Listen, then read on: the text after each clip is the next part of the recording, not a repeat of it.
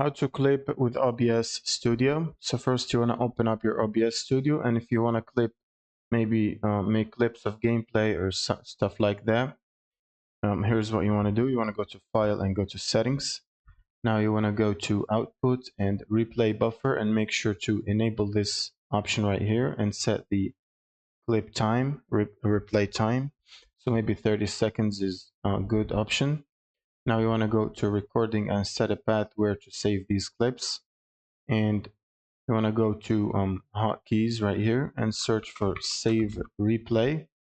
Now you want to click on it and set a hotkey for it.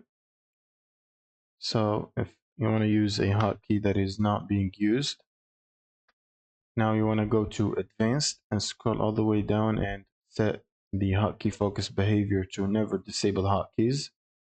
And then you want to click on apply and OK. And a new button should show up right here, which is called start replay buffer.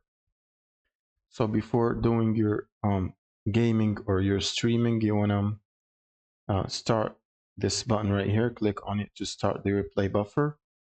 And now you can go ahead and play your game or stream or do whatever you want.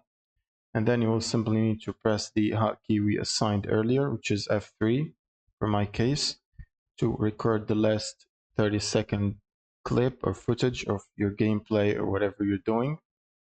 And once you're done, you want to click on stop replay buffer right here. So after stopping the replay buffer, you want to click on file and show recordings, and you should see all the saved clips or recordings right here in this folder. And then you can watch them and maybe use or edit them. And that's pretty much it. Thank you guys for watching, and subscribe.